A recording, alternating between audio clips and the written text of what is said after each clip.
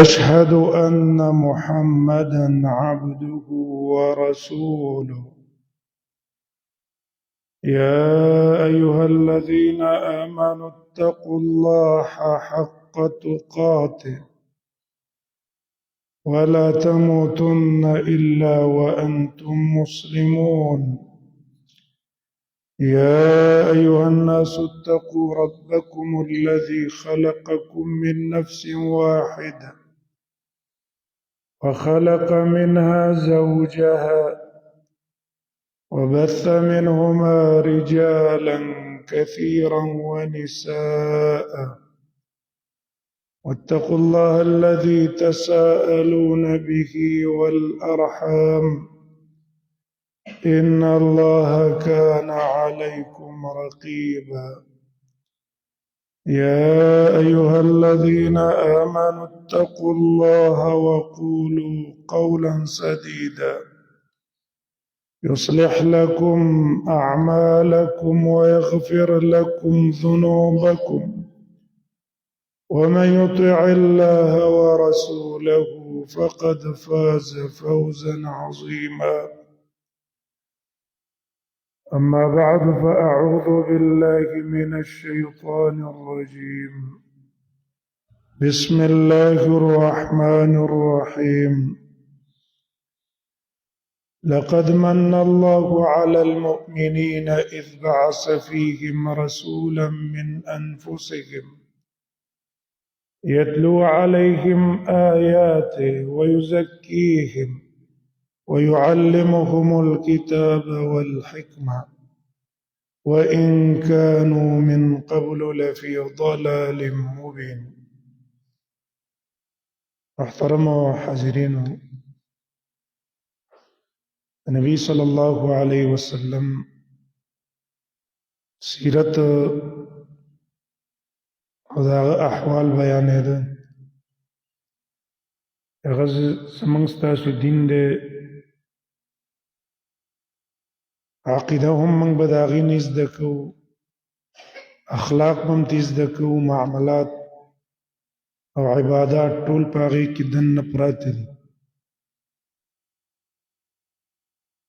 بدر غزوې نه وروسته حالت ذکر کېده.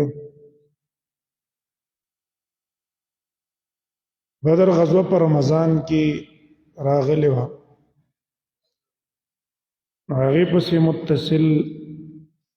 چې کله رسول الله صلی الله علیه وسلم مدینې ته راغی، نو اول ځل نبی صلی الله علیه وسلم د اختر لمونځ وکړو او بار ته راووتو، او دا یو عجیب حالت و. ولې د دې نه مخکې مؤمنانو چې په مکه کې کومه زندګي تېره کړې وه، هغه داسې حالت و چې مؤمنان کمزوري وو، په یو ځای کې مانځه ته راجمع کېدی نه شو، دعوت به هم په پټه باندې کوو، د کافرانو خوف یره وه. مدینې ته چې رال نو مدینه کې ابتدایي حالت لا نبی صلی الله علیه وسلم صحابه لا پوره مضبوط شوي نه و. د بدر د غزوې سره الله صحابو له ډېر قوت او طاقت له ورکړو، او چې څونه کافران په مدینه کې اوسېده، که یهودیانو که دارنګې د انصارو کې کم مشرکانو د مدینې والا، په هغه ټولو د نبي صلی الله علیه وسلم رعب او د مؤمنانو رعب یې په زړه کې پرېوت. دې وجې نه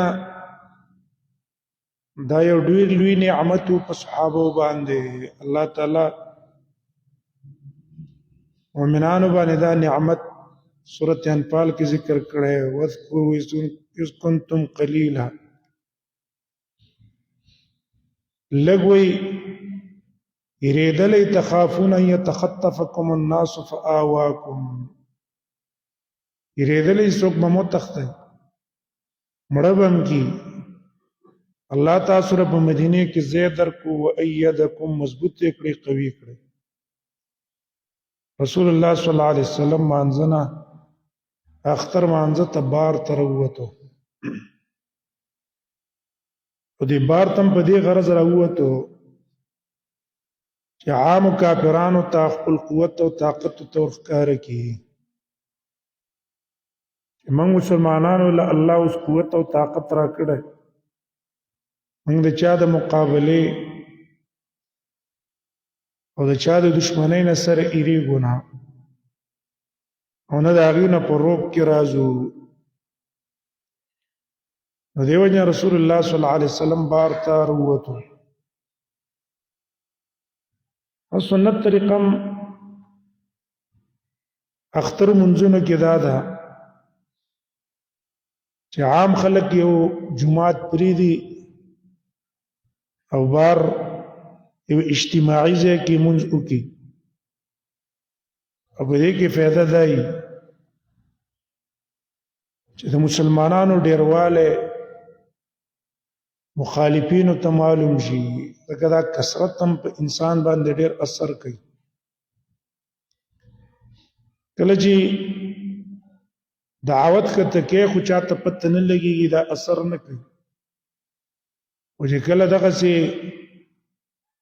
کثرت او ډیرواله سره ویني دا هغه نه متاثر کیږي. دا تجربه وکړي. عام خلکو په ذهن کې مثال په تور خلکو دا چولي دا لري حدیث یو څوک څه دي کلی کې به یو تني دې څه تعداد او ډیرواله نشتا،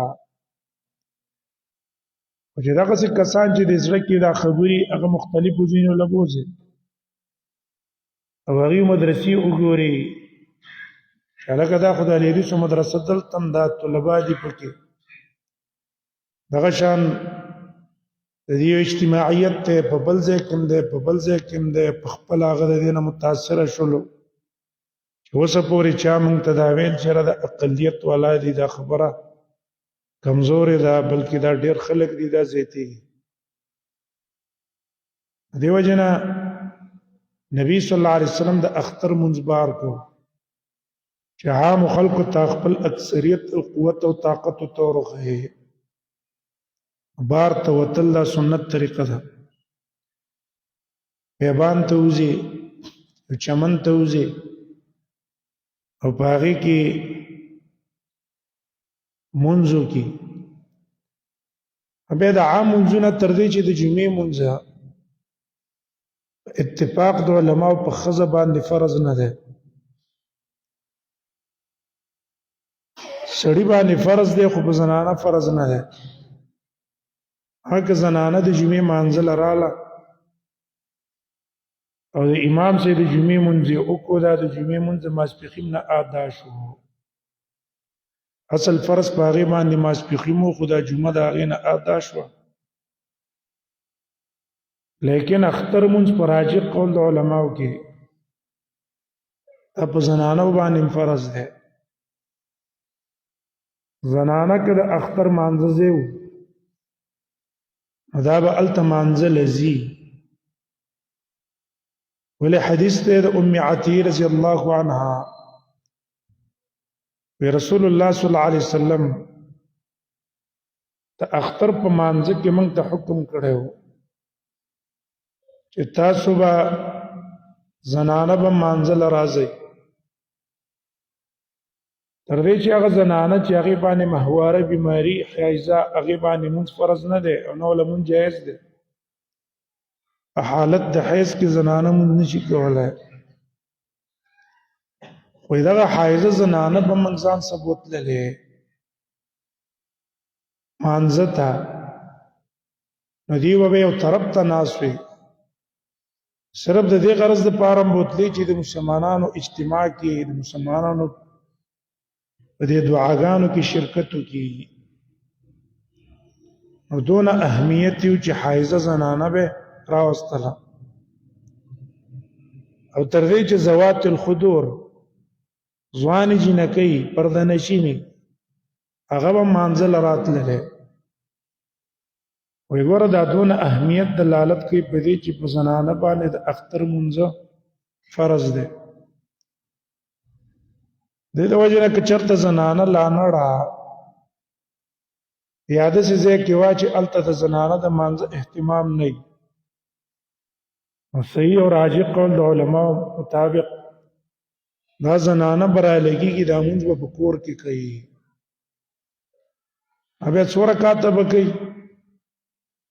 دغه راجح دا دی چې 2 رکعات به کوي په دغه ترتیب دی او کې چې کم په اختر مونږ کې سړی کوي په جمع په کور کې به په پخته طریقه باندې وکړي یا چانه د اختر مونږ قضا شو هغه هم دغه مونږ په دغه طریقه باندې وکړي په راجح قول د علما وګوره د اختر مونږ دونه اهمیت لري واجب ده رسول الله صلی الله علیه وسلم بار عیدګاه ته وته د وجنا جمعات کې مونږ کول چې عیدګاهي دا د سنت نه خلاف ده هغه عذر مثلا عیدګاه نه و به په صورت کې عذر ده به مونږ کولای شي لکه شریعت مونږ ته قاعده ویل ده الضروريات تبيع المحظورات کله کله ضرورت د وجه ناروا شي جایز بارانو یا زینو عیدګاه نه و اکثر علاقو کې آبادین ډیری خالی زینې یا یو عیدګاه ده مثلا هغه عیدګاه ته څوک لین شي ډکې مانځه پکې نه بیا په دغه صورت کې په جمعات کې دنه چې امونځو کو جایز وي سنت طریقه بار ته وتل چې بار ته وځي رسول الله صلی الله علیه وسلم د مسجد نبوي فضیلت دا ویل ہے چې په مسجد نبوي کې مونږ په یو زر باندې ده بیت الله فضیلت دا ده چې الته یو مونږ په 1 لاکھ ده مسجد نبوي کې په زر ده او په بیت المقدس کې په 1500 ده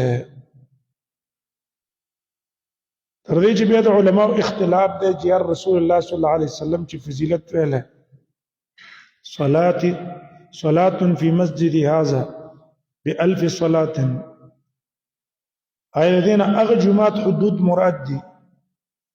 چې کوم د رسول الله صلی الله علیه وسلم په زمانه کې کوم د جمعات حدود وو ځکه د نبی صلی الله علیه وسلم په زمانه کې جمعات ورکوټه ابو بکر صدیق په خپل دور خلافت کې زیب کې لغټ کو عمر رضی الله عنه به را ولګي دوه هغه په خپل دور کې بیخي غټ کو رېج د نبی صلی الله علیه وسلم د بیبيانو چې کومه کوټې وي مسجد نبوي سره هغه واغستري په جمعات کې شامل کړي او د عباس رضی الله عنه کورو د جمعات په ګډ باندې راتلو هغه تی ویل چې دا کور برا کې زی په دې جمعات کې توصیه کوم عمر ته لګه تیزه خبره وکړه عباس ته ویل چې سره در کوم نه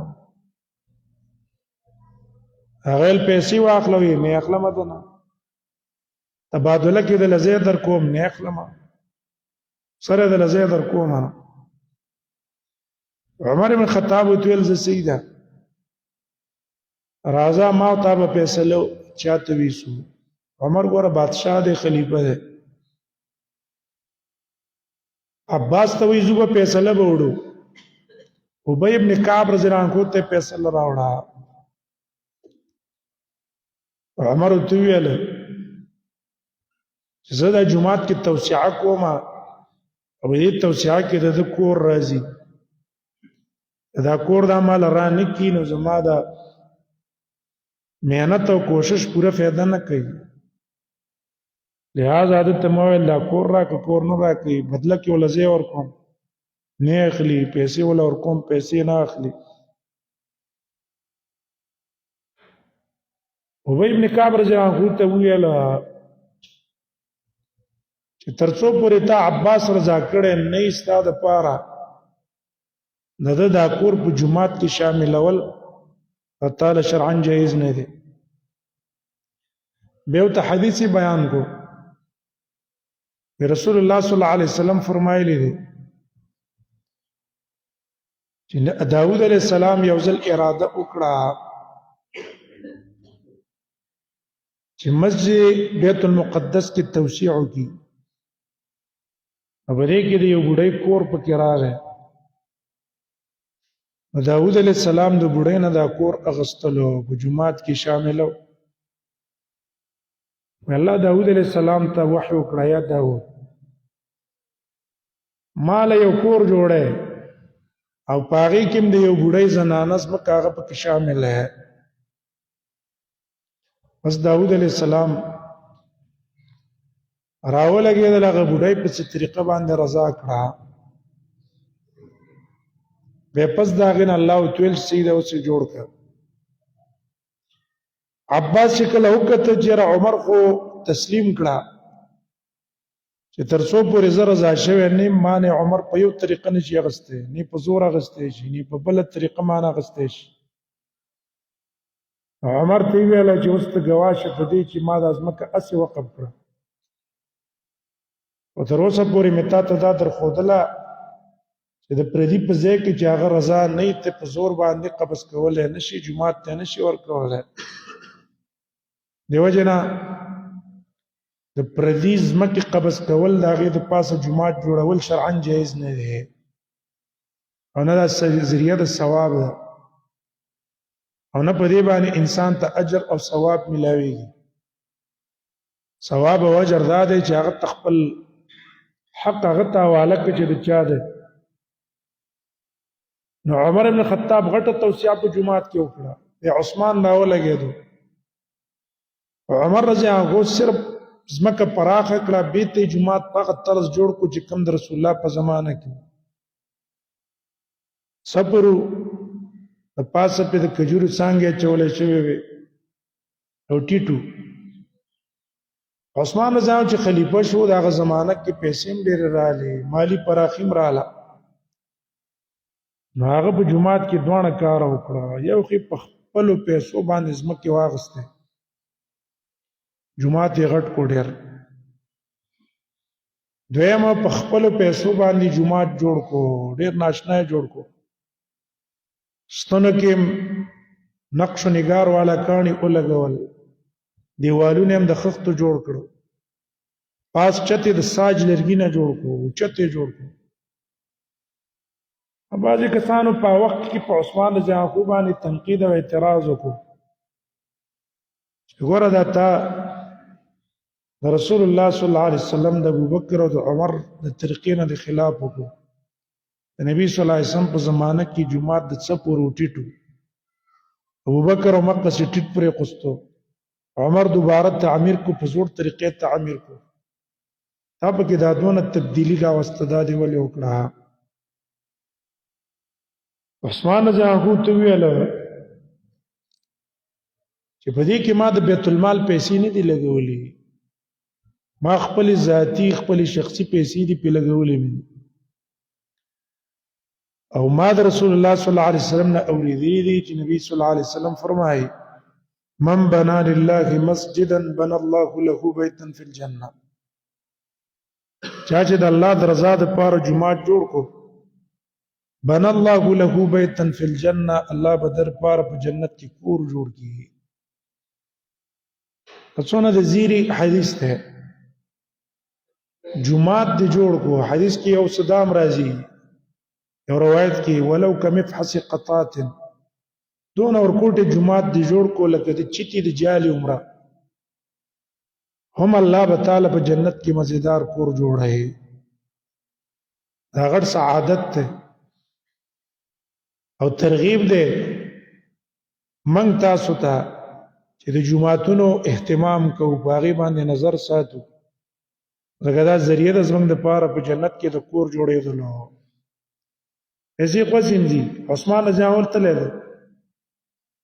څوار لسو کال وشو. ابوبکر صدیق هم تله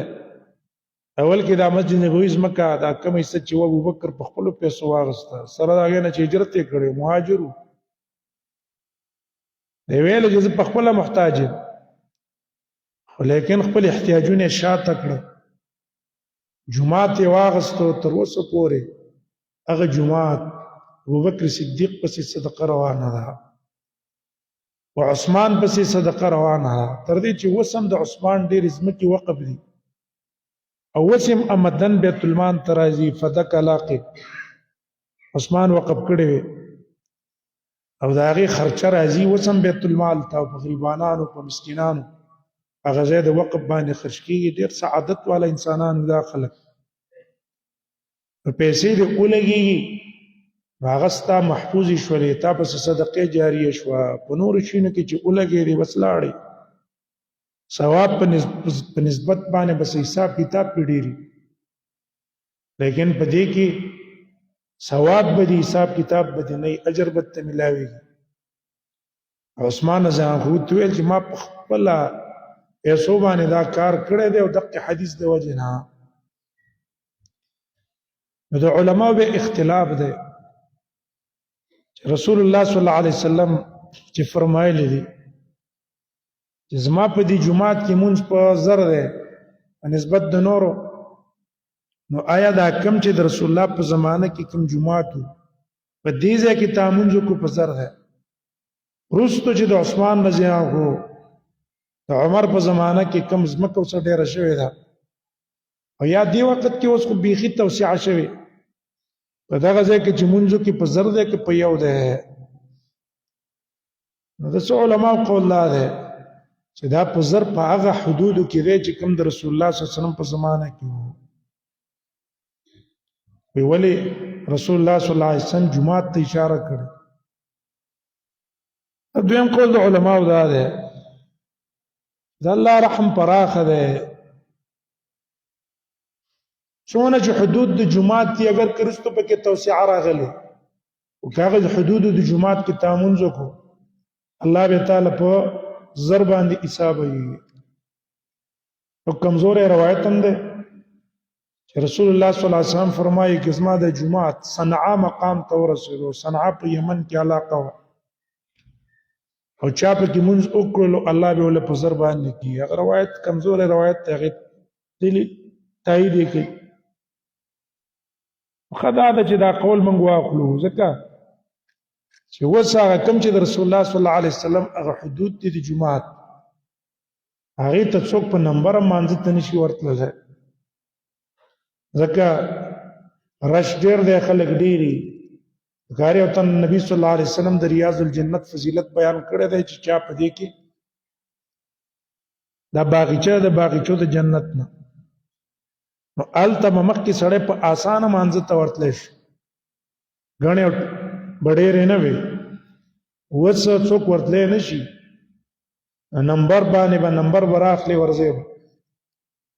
نو خلق پراخ شوی دی بیا د الله رحمت تنګيږي الله رحمت پراخه خده چې هر چاته ورسیږي ولی موږ د الله رحمت تنګو الله رحمت پراخه دل پکار دي نو ګوره جمعات کې دنه په زر مونږ دي او دا غي سره سره رسول الله صلی الله علیه وسلم اختر مانځ تبار وتل ده بار ته وته سره دا غنه چې بار ځکه په زر نه ده ځکه په دې توسعه کې اختلاف شو یاره په دې توسعه چې د جمعات په حدود کې دنه ده په دې کې په زر ده کنه ده او بار بیبان کې خو په زر نه ده ها د بیت الله فضیلت هغه ده چې په یو لاک باندې مونږ پر راجع قول د علماو کې دا صرف په بیت الله پورې نه ده چې ینه ته صرف مسجد حرام کې دنه مونږ کې بلکې په حدود د حرم کې هغه مسجد عائشه پورې حدود د حرم چلی دی بل طرف ته تنعیم پورې حدیبی پورې چلی په دې کې کم ځای کې کتا مونږ کو مثال په تور باندې ته عمره لاړې حج لاړې او ستا زید لره ده الته خوا کې جمعهتون دي او که په جمعهتون کې امتامون زو کړو په جمع باندې الله به تعالی په یو لاک باندې درکړي په یو لاک به اجر او ثواب دل درکړي د حدود د حرم دا فضیلت ده په مدینه کې دا نه ده نو رسول الله صلی الله علیه وسلم بار تراوته ده دیو جن عیدګاه ته وتل د سنت طریقه ده چې سړی په مانځ کې عیدګاه ته اوزي چې بار ځای کې سړی مونږ او مختلف کسانو لراج اتفاق خودل او ښکار کول غرض دی په دې کې چې عام خلکو ته پته ولګي چې مسلمانان ګوره متفق دي جوړ دي په خپل منځ کې یو بل سره مینه محبت ته اظهار د مینې یو بل سره کوي او شریعت موږ نه دا غواړي چې تاسو په خپل منځ کې یو بل سره اتفاق وکړي یو بل سره مینه وکړي اظهار د محبت وکړي کافر موږ په اتفاق نه غواړي به اتفاق کوي کله په یو طریقه کله په بل طریقه د دې لپاره چې مسلمانان په خپل منځ کې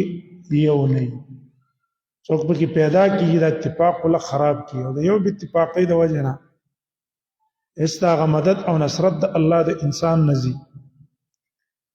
ابي رسول الله صلی الله علیه وسلم ورکوټي اختر کی طریقه دا وا چې وختي به مونږ کو او خوراک به وکړو رسول الله صلی الله علیه وسلم به کجوري خوړل اگر هغه اکثر خوراک به کجوري اوس کوم تاسو کجوري نه خورو خړېم نشو مونږ تاسو کجوري خوراک په ځای نه استعمالو مونږ اوس د مسجد تفقه په ځای استعمالو هغه د خوراک په ځای استعمالول او د غذا په ځای به استعمالول نو چیس کل مخکې خوراک کول کنه رسته به عام ورګرو سکه خو د هغه نه مخکې لپاره کې روزه ماته کا څه شي اخرى دا هغه سروست به مانځ تروزه سنت طریقه پورکوټي اختر کې دا او اختر د ورکوټي به نبی سم لګرستو کو وختي به نه کو لګ نه وخت به کو او بغټ اختر کې د نبی صلی الله علیه وسلم طریقه دا چې خوراک به د مانځنه بعد کو وختي به مانځل راغې رستو به خوراک کو وختي به زکه کو چې هغه به چرستو قرباني پورکوټي اختر کې بل رستو عمل نشته دیو جن اضحا کې رستو خوراک کړه کله کله کسان ته پوښتنه دا شروع کی چیرې د اختر ورځ ده او دلته خو منځونه نه کیږي نور زینو کې اخترونه دي نو آیا منګه ساخ وخت پر روزه اونې سو کو نه نیسو اختر پر ورځ روزه نه وي نه دا د مانځ سره تعلق لري چې ته به دا ورځ باندې مونږ نه کې وکه وختي خوراک وکه او د اختر ورځ ته روزه نه ویلېږي دا سنت طریقه صرف خوراک رستو دی چې رستو به خوراک وکړي اوس که یو تن مخکې خوراک وکړي مثال په تور باندې دي زینزي بل ځای ته کېدای شي هلته به ته موقع د چې ملاوه نشي نو که وختي خوراک وکړو د مانځه نه مخکې ناروا نه ده جایز ده رستو خوراک افضل دی مخکې جایز دی حرام نه ده یو صحابي پاتې دو نبی صلی الله علیه وسلم ته ویل نبی صلی الله علیه وسلم اختر په ورځ غټ اختر کې خطبه کې ویل چا چې خوراک کړي من صلی صلاتنا چا چې موږ سره مونږ کو د دې نه اوسته به قرباني وکړه بس دا قرباني ده وشوه او چا چې د مانځه نه مخکې قرباني کړي دا قرباني نه ده دا یو ګډ دی بس حلال کو عام صدقه وشوه بده کې ابو برده ابن نيار پاسه ویل اې الله نبی ما ته خو پته نه ما الله چې د اختر ورځ د خوشاله نو وختي مې خپل ګډ حلال کو مال په گاونډیانو به مخرم نبی صلی الله علیه وسلم دویل ستا ګډ قربانې نه ونشو فشات لحم عام ګډ دی بس حلال لیکو قرباني نه ده ناغله د الله نبی اوس خو ما سبل نشته خود چیلې د شپږو میاشتو په کور کې می ساتل رسول الله صلی الله علیه وسلم هغه ته ویل تا د پاره جایز دي چې ته قرباني وکړې چیلی باندې د بل چا د پاره د یو کال نمخ کې جغافونه نه راختی قرباني په جایز نه ده ها ګټ کې کال ته نو رسیدل خو د کال ګډانو سم مساوي ښکارا کېدلو نو په هغې باندې قرباني بیا راجح قول مطابق هغه جایز ده اگر که کلنۍ ته هم ملاوېدو لیکن بچیری قربانی جایز نه ده د صحابي خصوصیت ده نو دیو جن دا سنت طریقه د مانځ سره تعلق لري دا غټ اختر په ورځ باندې رستو خوراک سنت ده ورکوټي اختر کې مخ کې خوراک دا ورکوټي کې مخ کې غټ اختر کې رستو بیا د نبی صلی الله علیه وسلم طریقه مانځ کې دا وا په یو لار بتلو په بل لار براتلو واپس انا ادګاتو په یو لار ورغه واپس په بل طرف وروته خدا د هغه چا د پاره چې لارې مختلفې جدایي چې لارې مختلفې جدا نه په یو لار تلم شي په یو لار راتلم شي رسول الله صلی الله علیه وسلم دی وجنت للو چې رسول الله صلی الله علیه وسلم خلیفہ وو چې دې شي دې خلکو ضرورتي زپاغه لار تلم ما سه ملاو شي نه دې بل لار و به تراغه دلته څوک پاتې شي چې څه ضرورت دي نبی صلی الله علیه وسلم ته وړاندې کی او نبی صلی الله علیه وسلم په خبر کی تم برکت غرضی رسول الله صلی الله علیه وسلم آثارو کې الله برکت ته چولې بل غرض زو قوت کار کول کسانو ته قوت او طاقت ته معلوم شي چې لکه دا خو ډېر غټ خلک دي یو وخت کې دا اکثریت اثر غورځي کنه لکه دا سدونه کسان دي دا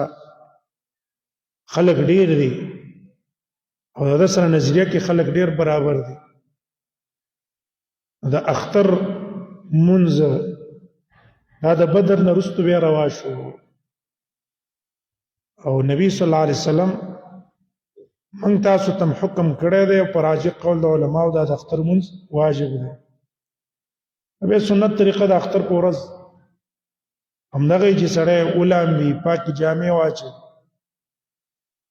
او ورکوټي اختر کې مخکې تکبیرات شته تر مانځه پورې د اختر د شپې نه تکبیرات ده غټ اختر کې هغه بیا څلور ورځې تقریبا هغې کې تکبیرات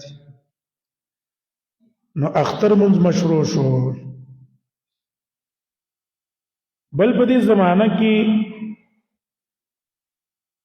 بل غټه واقع دا شوه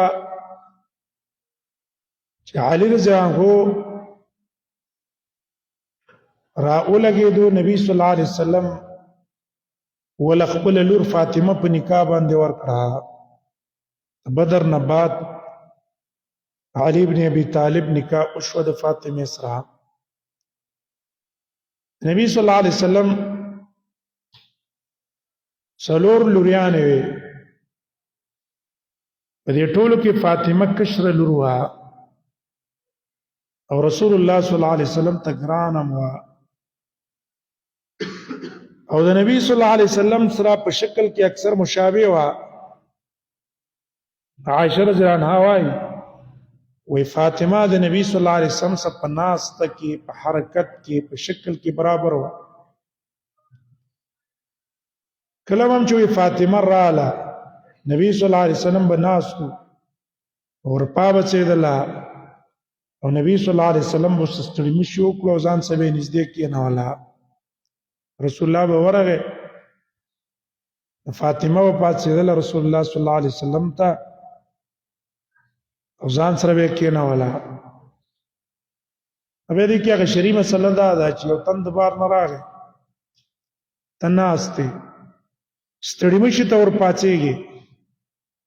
زیری ور کول مبارکۍ لور پاتېږي یا دغه خدمت ته چې د لاس سے اونې سي دا پاتېدل په اتفاق د علماو جایز دي څوک د بار نه راشي ته ور پاتېږي ستړي مشي د پاره هي او تند بار نه دی راغله زیری ور کول نشتا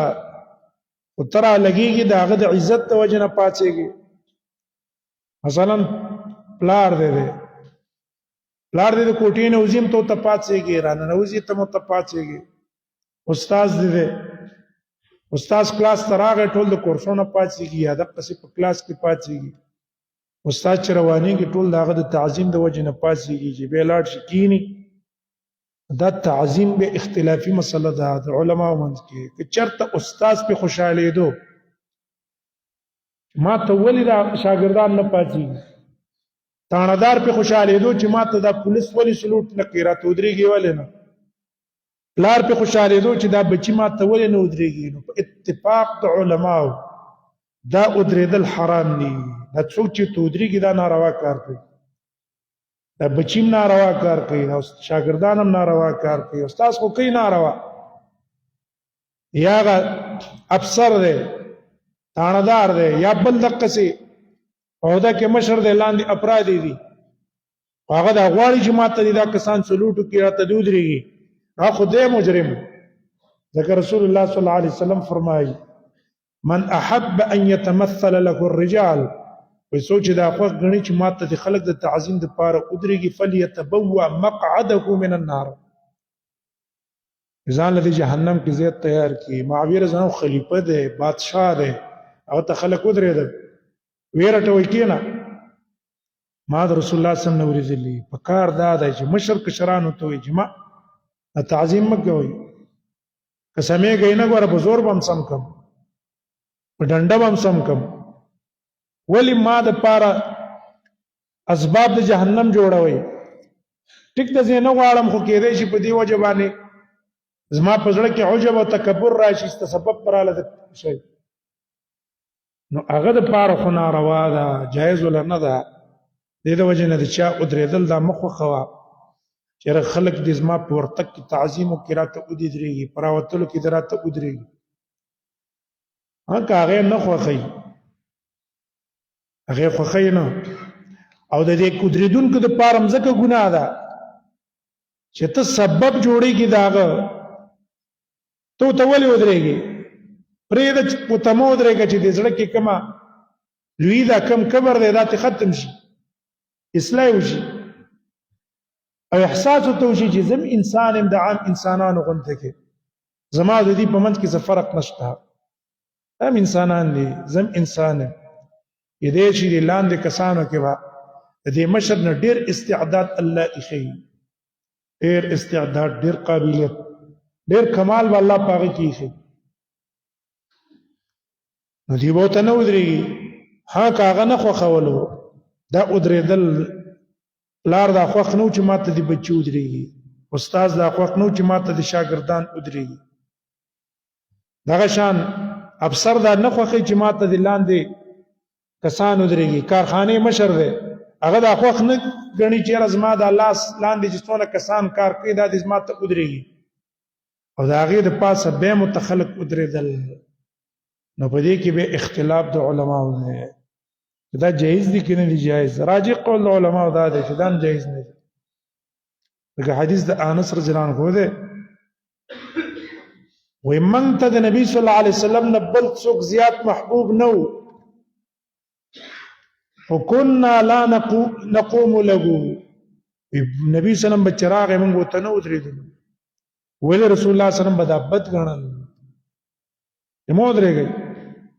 یو ځل مانځه کې نبی صلی الله علیه وسلم بیمار ودرېدی نه شو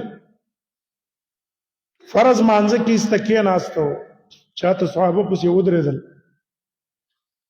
نبی صلی الله علیه وسلم په مانځه کې ورته اشاره وکړه چې کېنئ بیا یې ویله ایا تاسو داسې کوئ لکه عجمې چې د خپلو مشرانو سره څنګه کوي چې مشر یې ناست دی دا ټولو ته همدقسې ولاړي بې ځایه ورته ولاړي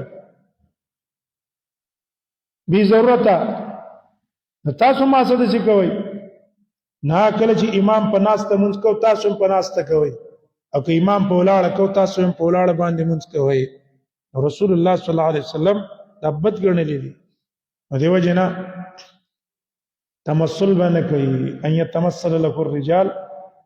ودرېږي به ورته نه نبی صلی الله علیه وسلم چې فاطمې ته ورپاڅېدلی دی یا فاطمه ورته راپاڅېدلې ده دا د ستړي شي دپاره ده ستړي شي له پاڅېدلی شي په مېلمه راغی د لرې نه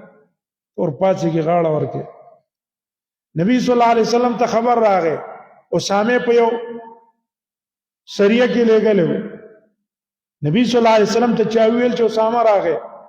ډېر ورته ګران و وی نبی صلی الله علیه وسلم عایشه رضی الله عنها وایي څادر یې پوره ځان نه تاو نه کړو او په منډه باندې ورغی اسامه سره میلاو شو که یو سړی محبوب دي چا راشي او ډېر تادی د وجې نه عجلت کوي هغه پاڅېدلی شي ورتللی شي غاړه ورکولی شي خدمت دپاره هم کولی شي بیمار دی یا کمزوری را روان دی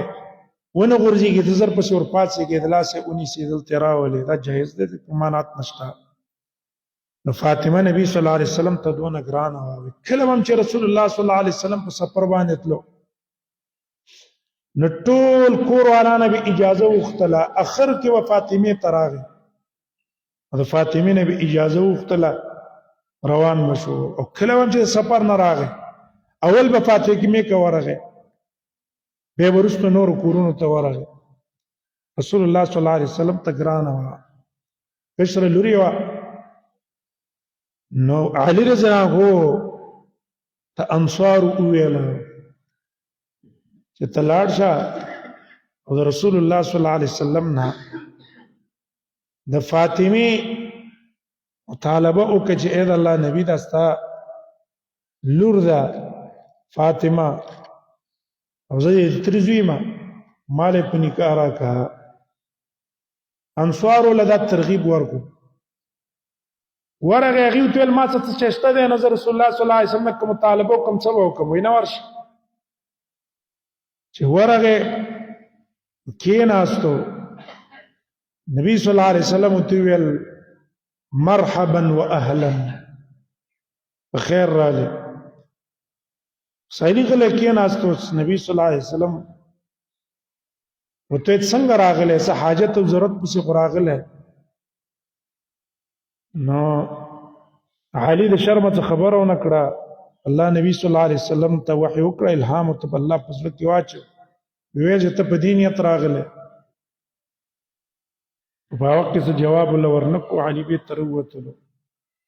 انصارو ته تپوس وکړو چې څه دې وکړه هغه ویل زه ورغلم رسول الله صلی الله علیه وسلم راته نور څه ونه ویله اوس دا الفاظ یې راته وویله هغې ورته ویل خوشحاله شه رسول الله صلی الله علیه وسلم چې تا ته ویله مرحبا نو اعطاک المرحب طالب داسې زندگی در درکړه چې هغه پراخه ده او اهلا چې دې ته ویله تا د پاره اراده وکړه چې د خپل لور تعالی درکړي هماغسې شو بیا نبی صلی الله علیه وسلم فاطمه علي ته ورکړه هر روایتو کې راځي چې د نبی صلی الله علیه وسلم نه مخکې ابوبکر عمر مطالبه کړې وه عربو کې دا فرق به نه محسوسه و لکه بعضې زموږ ګمراهان خلک دي هغې په دې حدیثونه تنقیدونه بیا کوي اوس موږ ستاسو دې وخت کې ډېر کسان داسې شته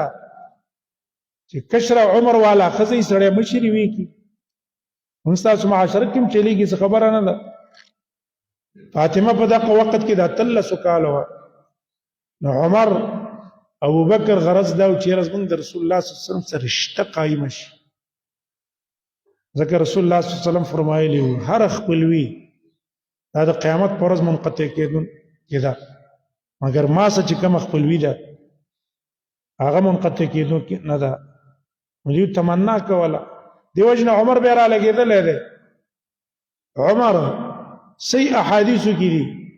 چې د فاطمې یو لور وه ام کلثوم نومې و هغې به د علي نه مطالبه کړې ده او علي ول هغه په نکاح ورکړې او د هغه په نکاح کې وه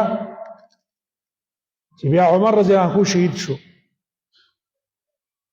نو نبی صلی الله علیه وسلم ابو بکر لم ورنکړه عمر لم ورنکړه است علي له ورکړه نبی علي رضی الله عنه ته نبی صلی الله علیه وسلم ویل مہر په مقرر کو د علي عمر تقریبا په دقه وخت کې د درشتو کالو فاطمه د 13 کالو نو مہر په مقرر کو علي رضی الله عنه وی وادي د سیو چې رسول الله صلی الله علیه وسلم ته ویل مہر په کې تقریبا 1500 درهم په کې مقرر کړ ځکه دا د رسول الله صلی الله علیه وسلم د ټولو بیبيانو او د ټولو ښځو دغه مہر او واده کې رسول الله صلی الله علیه وسلم ته ویل چې ته ولیمه وکړه هغه له الله نبی زما وس نشته چې زه ولیمه وکړم ولې د هغې نه مخکې علي وایي ما ته په غنیمت کې د خیبر کې غنیمت کې اوښه راته میلاو شوه، بله راله رسول الله صلی الله علیه وسلم راکړه زیتي په انعام کې د بیت المال نه د خمس نه. وایي ما ځان څه وویله بنو قینقاع کې یو تن و چې راځه داسې کار به وکړو سرګړي به راوړو او دلته به دې زرګرانو بیا خرچ کړو، نو ته ما سره پکې تعاون او مدد وکړه، هغه پیسې به زه جمع کړم، واده به پې ځان له وکړم. هغه ویل صحیح ده. وایي زه لاړم بوجې مې برابرې کړې، پړي مې برابر کړو، دیو خلا کته مې برابرې کړې چې د پاسه یې پې واچو. وایي دلته زما دا اوښې د یو انصاري کور خواصه ناستې وې، مال زه به راشم پسې. نو په دغه ځای کې څه کسانو یو سرودګره ښځه وه او حمزه مو څه ناست و، نو هغې د حمزه ته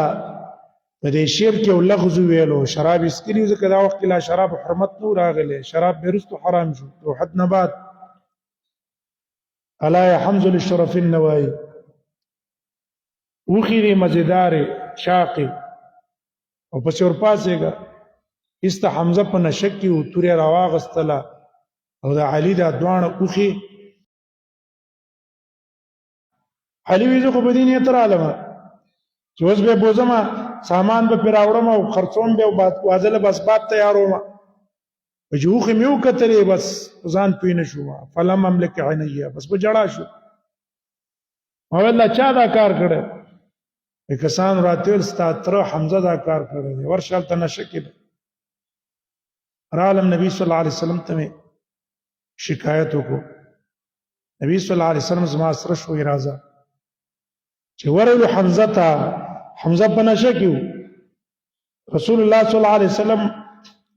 شروع شو یلوم حمزه چې ملامته کوي چې دا دې څه وکړه، دا دې ولې وکړه، دا دې ولې وکړه. حمزه په نشه کې و، د شکته پورته نبی صلی الله علیه وسلم ته وکتل او ویل هل انتم الا عبید لابي، تاسو خو زما د پلار غلامان یې. رسول الله صلی الله علیه وسلم پوه شو چې یاره دا په نشه کې دی. شاته را روان شو، څنګه چې د شاته نه را باندې ګزار ونه کړي. د علي رضی الله عنه په دغه وخت کې اوس څه نه وو. نو سعد رضی الله عنه ویل چې اې د الله نبی ګډې په ما شو، زه به ولا ورکو. نور انصار ویل چې د الله نبی پای کې چې کوم خوراک دی روټۍ هغه په منګه شو، انصار لاغه را جمع کړه او ولیمه وکړه. او فاطمه چې واده شو د هغې په واده کې داسې بستره او بالغو چې هغې د پوستکو د کجورو نه ډک کړی و، حشوالیف، او یو منګی و سره چې پای کې اوبه راوړلې، او یو مشکو او میچن وه. سامانونه نه و لکه دا اوس وخت کې په موږ باندې څونه پراخیان راغلي. ټیک د پراخیانو کې خیر هم دی خو پراخیانو کې نقصان هم دی. په هغه وخت کې ساده کارونه ساده. علي رضی الله عنه داسې زنانه سره چې سیدة نساء اهل الجنه، د ټولو جنت زنانو سرداره، د هغې په دغه طریقه واده وشو، دغه سامانونه. بیا د علي رضی الله عنه د فاطمې نه حسن شوی دی، حسین شوی دی، محسن شوی، دوه لورانې وې، یو ام کلثوم وه، یو زینب وه. زینب بیا د جعفر زوی له ورکړې وه، د تره زوی و هغه له ورکړې وه، ځکه جعفر د علي ورور و، هغه باندې بیا واده وه. او ام کلثوم سره وروستو بیا عمر ابن الخطاب اوس هغه واده کړی. بیا فاطمه رضی الله عنها سخت زندگی د نبی صلی الله علیه وسلم سره تیره کړې. ټولې لوریانې د رسول الله صلی الله علیه وسلم د نبی صلی الله علیه وسلم په ژوند کې وفات شوې. مخکې تیر هفته کې تیر شو چې اول رقیه وفات شوه 22 کالو په عمر کې. بیا ورپسې ام کلثوم وفات شوه، بیا ورپسې زینب وفات شوه. فاطمه د نبی صلی الله علیه وسلم د وفات نه وروسته 6 میاشتې ژوندۍ وه. 6 میاشتې پس فاطمه رضی الله عنها هغه هم وفات شوه، بیماری پې راله وفات شوه. او په وخت د وفات کې دا وصیت وکړو چې زما لبه غسل مال خاوند را کوي او بل شپې به مې دفن کوي. اوس شرعي مسله غدا ده چې خاوند خپل ښځې له غسل ورکولی شي. عام زمونږ ستاسو عوامو کې دا مشهوره ده او دا شهرت اصل کې د مذهب وجه ده. د احناف په مذهب کې هغه دا دي چې کله ښځه مړه شي د خاوند سره نکاح بس ختمه شوه. اوس دا خاوند وي ښځې ته کتلی نشي. نو دی وجه نه اکثر زموږ په دې عوامو کې دا خاوند هغه کټ طرف ته هم نه پرېږدي. هغه ښځې کټ ته هم نه پرېږدي چې کومه ښځه ده چې هغه پورته کړي. دا غلطه ده. فاطمه مړه ده، علي رضی الله عنه ته ویل مال به غسل دا راکوي. نو فاطمه له علي غسل ورکو. اسماء بنت عميس چې د ابوبکر صدیق رضی الله عنه ښځه وه، مخکې د جعفر ښځه وه، بیا وروسته علي ورسره نکاح کړی. دا اسماء مسره وه، دغه وخت کې د ابوبکر صدیق په نکاح کې وه او دې سره تعاون او مدد کړی دی. ځکه چې دا کله ناجوړه وه نو دې اسماء بنت عميس دا به راتلله، دې تپوس به یې کوو. دې وجه نه موږ تاسو چې کله د صحیح تاریخ نه خبر نه وي، دا عوام ایسته د شیعاګانو په دوکو په خیانتونو کې راشي. ابوبکر دا کړي، ابوبکر هغه کړي دي، دشمني ورسره ساتي. هلکه که ابوبکر او علي، ابوبکر او د فاطمه په منځ کې دشمني وي، څوک خپل ښځه دشمن لا یا د دشمن ښځې له خدمت ته لیږي یا د خپل ښځې خدمت د دشمن په ښځه باندې کوي؟ کله وحاشا. په دغه ټیم کې اسماء د ابوبکر صدیق په نکاح کې ده او راتلله به د فاطمه خدمت به کړو. ابوبکر صدیق ته فاطمه ګرانه وه. صحیح احادیثو کې دا دي. خدا مفسدان دی ورځ د قیامت باندې به دا خړسترګي دا مرداران دا به په یو طرف رواني او علي او ابوبکر فاطمه او حسن او حسین به په یو ځای کې د رسول الله صلی الله علیه وسلم سره، عمر بم دا غسري، عثمان بم دا غسري، دا مرداران دا خبيسان دا په هغه طرف باندې رواني دي. به انکار کوي چې ورکشي تاسو ته چا ویلي؟ مجلسونه هم ګرم کړیو، صحابه باندې تنقیدونه پاغي باندې لعنونه دام په ویل. نو دیو له غسل ورکو. ابوبکر صدیق چې مړ شو، ابوبکر صدیق له خپل ښځې غسل ورکو، دې اسماء بنت عميس. چې کله له غسل ورکو بار تر وتلا، ټول مهاجرین صحابه ته ویل چې ما خو رسول الله صلی الله علیه وسلم نو ورېدلې دي چې مړی له غسل ورکو غسل لیو کی. نو آیا په ما غسل شته چې زه غسل وکم؟ ځکه ډېر یو خو مې روزه نیولې ده، یو ډېره سخت یخني ده. هغه ویل نه، غسل در باندې لازم نه ده. ولې دي صحابو په تنقید نه کو چې ستا کار څه ده چې تخپل خاون له غسل ورکې؟ یا په علي ولې تنقید نه کو چې ته ولې فاطمه له غسل ورکې؟ روایتو کې راځي رسول الله صلی الله علیه وسلم، عائشه رضی الله عنها وايي، ابن ماجه روایت ده، وې موږ ته چې کله رستو پته ولګېده که دا راته مخکې پته لګېدلی وی نو موږ به نبي صلی الله علیه وسلم له پخپله غسل ورکړی وی، بل چاته هم نه پرېښودلی، موږ ته پته نه وه. ابن ماجه روایت ده او دغه ابن ماجه روایت ده رسول الله صلی الله علیه وسلم راغی، په سر یې درد و، عایشه هم په سر درد و. عایشه ورته ویل واراسه په سر باندې مې درد دی. رسول الله صلی الله علیه وسلم ورته ګپ څه ولګو، ولې خفه کېږي؟ سر دې درد دی، مړه به شي، څه به دله په خپل لاس غسل درکړم، کفن به دله درکړم، جنازه به دله وکړم، دفن به دې کړم. عایشه ورته وویل ګپ نه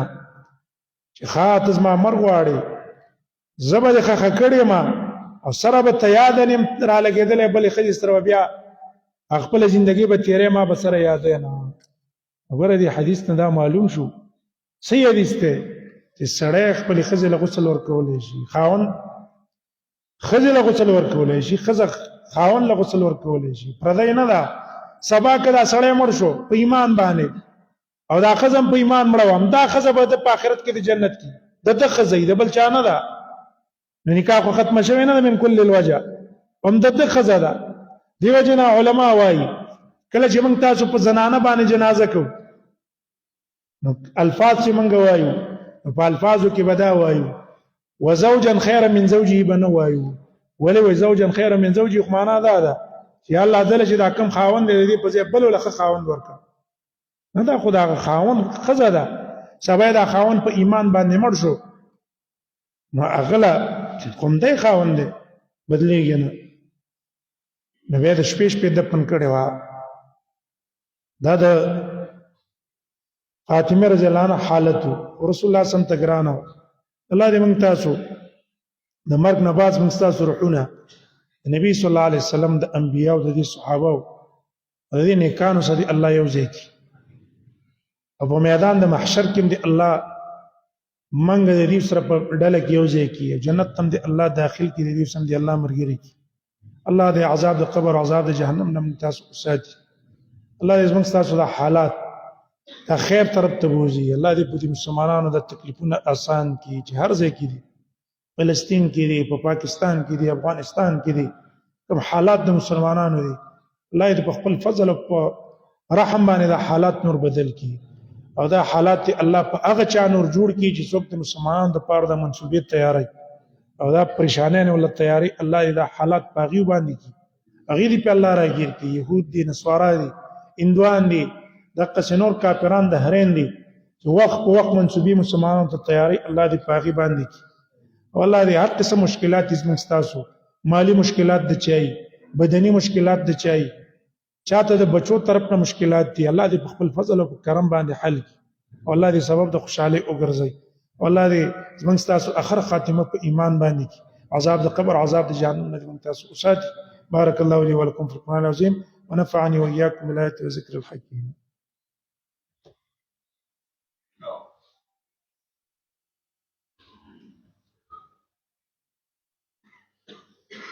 الحمد لله وكفى وسلام على عباده الذين اصطفى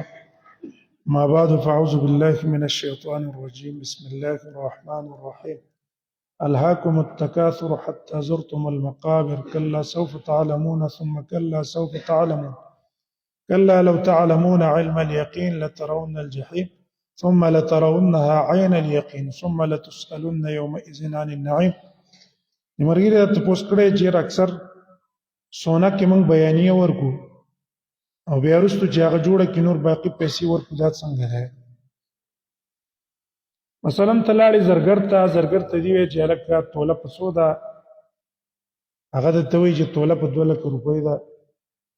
او تو سره رسید کټ کې چې مالا والی جوړه کا 3 تولې 4 تولو والی را جوړه کا مې بنگړي را جوړ کا رسید دی اوس کټ کو بیان دی ولور کړه نو دا سود دی دا جایز نه دی دا حرام دی دا ناروا ده رسول الله صلی الله علیه وسلم فرمایي سونا چاندی چې بدله ډالر چې په پاکستانو باندې بدله افغانۍ په پاکستانو باندې بدله یا په ډالر یې بدله نو پای کې شرط دا دی چې لاس په لاس وي زه در کوم ته بیا راځي کله کوم ته کې دی ویل چې ودرېګا دا واخله تاسو می خبرو کو پلان کې چې کسبه کسته پسی ورزمه داغه نه پیسې را لمه په دې مجلس نه لاړ او اغه چې دا کسته دې پیسې را وخت سیدام سود دي کینه په دې مجلس کې اکسته دی چې ته پیسې راوړه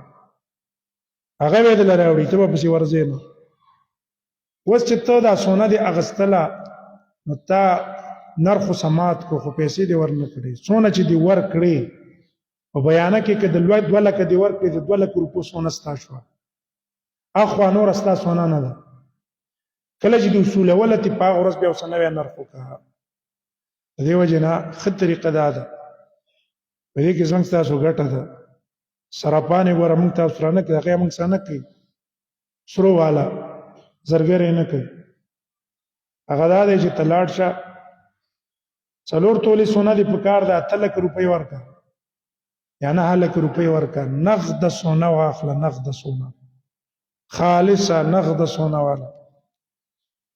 به زرګر ته وای ضرور دینه مال په دې ډیزاین ویلې جوړ کړ یا دې را بنگړي جوړ کړ ستا چې څونه پیسې راځي ابد لزه درکو دې کې ستا فائدہ ده د زرګر پکې پیدا نه، د زرګر پکې تاوان دی. پیدا پکې ستا دا ده ستا سونا شو ټوله، سبا یې که ته واپس خرڅې په 4 تولې به تا نه ځي، په ټوټي باندې نه کوي. او که زرګر سره خبر وکړه چې والې راله جوړې کا، نو تا ته به دې والو کې ټانکې لګي تامبو، ځکه په غیر دې نه راغونډېږي نه، سونا خپله منځ کې نښلي نه، نو تا له پکې ټانکه ولګوي. هغه ټانکه د تانبي بیا چې تی ورشي خلک وایي زاړه سره ارزانه دي او نوي ګران دي. سونا کې نوي او زاړه نه وي، 100 کاله دي سونا پرتی وقت سونا ده زړېږي نه، خو هغه ته پته چې دونه پکې تانبه د هغې کټۍ ته وکړي چې دا زه ایرې کړمه نو ما ته خالص دونه پاتې کېږي، دا تانبه ته وځي، د هغې قیمت تاسو لګوي. په دې کې ستا ګټه ده. زرګر یې د سکۍ نه د سود نه به بچ شي، که د سکۍ که نه د بل دوکان نه راواله زرګر ته ووایه چې وروره دا راله جوړ کړه. نو په دې طریقه باندې دا شی سود دی ځان ته ساتل پکار دي، سپونه برابر کمیږي.